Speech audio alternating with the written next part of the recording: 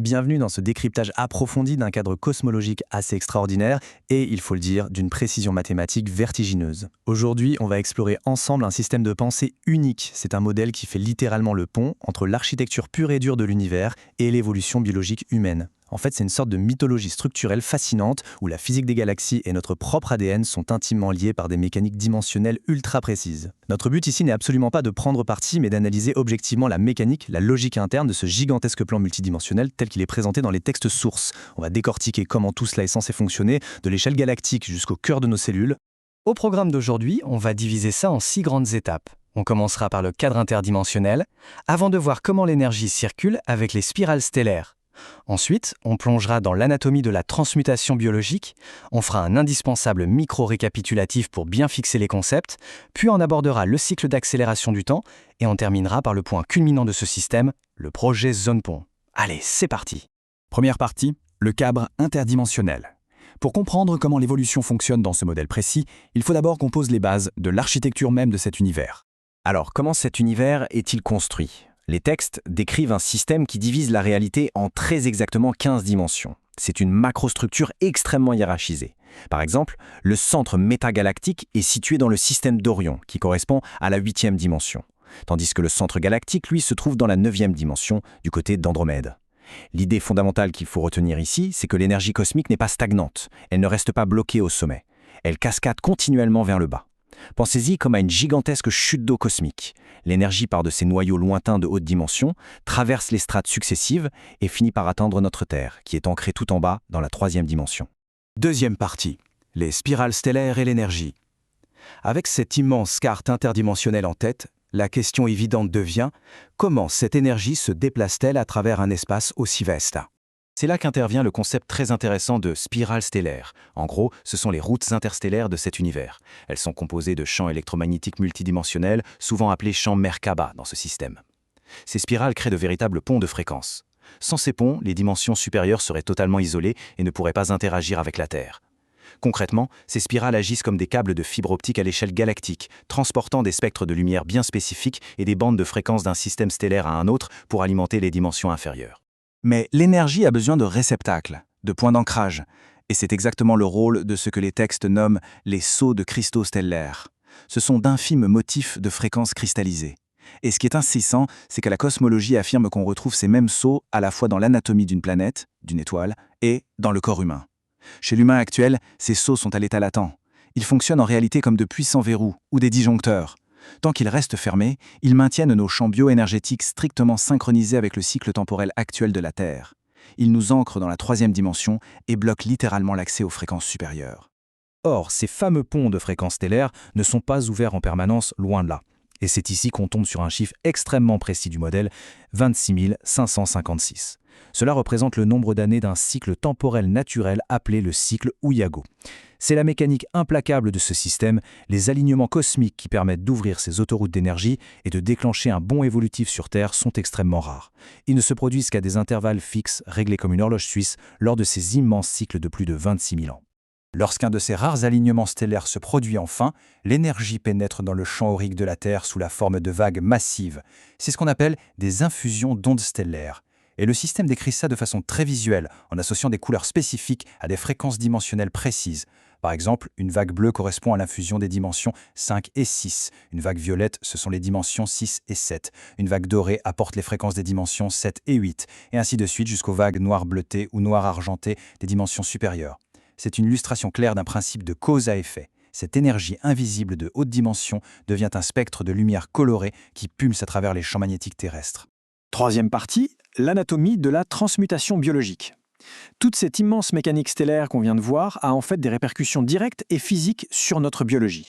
Ce qui est décrit ici, ce n'est pas un processus vague ou abstrait, c'est une réaction en chaîne purement mécanique et biologique. Tout commence par l'activation stellaire. Les astres s'alignent et envoient ces vagues lumineuses colorées. Ensuite, cette énergie percute le corps et réveille les fameux sceaux de cristaux stellaires qui étaient endormis en nous. Cette première activation force l'ouverture d'une deuxième série de verrous situés plus profondément dans les chakras, appelés les sceaux de semences. Et au final, ce déverrouillage interne permet un résultat bien tangible, l'assemblage physique de nouveaux brins d'ADN. L'évolution humaine, selon cette source, est donc une mécanique de précision absolue, directement commandée par le cycle des étoiles. Au cœur de cette transmutation cellulaire, les textes mentionnent l'apparition d'un élément chimique tout à fait singulier, baptisé célistoline. C'est décrit comme un résidu naturel, éphémère et d'une couleur bleu pâle. Cette substance chimique se manifesterait directement au cœur même de nos cellules, au niveau des liaisons hydrogènes de notre ADN, précisément lors de l'ouverture des portes stellaires. Ce qu'il faut bien comprendre, c'est que ce n'est absolument pas présenté comme un phénomène magique. Le système cadre cela comme un simple sous-produit chimique interne, le résultat naturel et temporaire d'un corps humain en pleine transmutation dimensionnelle. D'ailleurs, les textes sources insistent lourdement sur un contraste crucial. D'un côté, on trouve la création de cette célestiline naturelle. C'est un processus interne, piloté par la propre conscience de l'individu, qui permet de compacter sainement les molécules du corps. De l'autre côté, le modèle critique sévèrement la consommation artificielle de substances externes, comme les poudres d'or blanc monoatomiques. Selon cette cosmologie, forcer l'évolution en ingérant ces éléments chimiques extérieurs crée non seulement une dépendance, mais érode carrément la matrice énergétique originelle du corps sur le long terme. Le message est clair. L'évolution doit reposer sur la capacité organique interne de l'humain, pas sur une chimie de synthèse. 4e partie. On fait un petit micro-récapitulatif de la mécanique. C'est le moment idéal pour faire une pause et bien ancrer ces concepts avant d'aller plus loin. Le point absolument fondamental à retenir jusqu'ici, c'est cette boucle de cause à effet ininterrompue. Des événements cosmiques à grande échelle comme des alignements d'étoiles déclenchent des ondes lumineuses qui voyagent à travers l'univers. Ces ondes agissent comme des clés cosmiques qui déverrouillent des sceaux dormants à l'intérieur même de l'anatomie humaine. Cela force l'ADN à muter, à s'assembler, préparant ainsi le corps physique à voyager vers des dimensions supérieures. En résumé, dans cette cosmologie, le corps humain est conceptualisé comme une machine physique extrêmement sophistiquée, conçue pour assimiler des données mathématiques interdimensionnelles et naviguer dans l'espace-temps. 5e partie, le cycle d'accélération du temps. Maintenant qu'on a bien compris le fonctionnement du moteur physique, voyons à quel moment critique de l'histoire il est censé s'activer.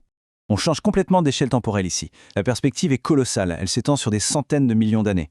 L'histoire globale est découpée en grandes séquences évolutives appelées des mondes. Le modèle nous explique que le premier monde a commencé il y a environ 560 millions d'années sur une planète originelle nommée Tara. Depuis, l'évolution cosmique a suivi son cours à travers de multiples âges et ce qu'ils appellent des encensements planétaires. Et le point crucial, c'est qu'actuellement, selon cette grille de lecture, nous serions arrivés à la toute fin d'un cycle massif, en plein milieu d'une phase de transition critique entre notre 4e monde actuel et un tout nouveau paradigme, le 5e monde. Pendant cette fameuse transition d'un monde à l'autre, le continuum spatial ne reste pas stable. Il subit une immense accélération temporelle. Concrètement, le rythme de pulsation des particules s'emballe. Et c'est là que le modèle impose une règle mathématique de survie biologique très spécifique, le chiffre 1,5. Pour éviter que nos cellules ne se détériorent face à ce stress vibratoire cosmique, il est impératif d'atteindre au minimum 1,5 activations stellaires personnelles. Sans ce quota très précis, le corps physique humain ne serait théoriquement pas capable d'encaisser les nouvelles vitesses de pulsation de la planète.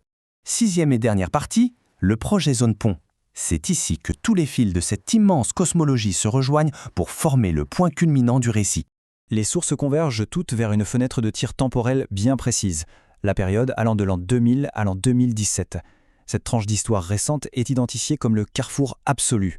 C'est le moment fatidique où le grand cycle de plus de 26 000 ans, le cycle Euiago dont on parlait tout à l'heure, s'achève.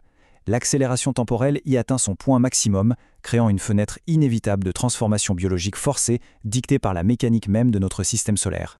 Face à cette fenêtre de transition, le modèle décrit deux issues diamétralement opposées. La première option, c'est d'atteindre le 5e monde, la fameuse zone pont. Il s'agit en fait d'un continuum temporel artificiellement créé pour hisser une partie de la Terre vers des fréquences de dimension supérieure. La deuxième issue, pour ceux qui n'auraient pas le niveau d'activation biologique requis, c'est de rester bloqué dans une boucle temporelle de 3e dimension sur ce que les textes appellent une Terre fantôme, qui est condamnée à une lente digression évolutive. L'opposition est totale entre une ascension artificielle de sauvetage et un enfermement dans un cycle déclinant.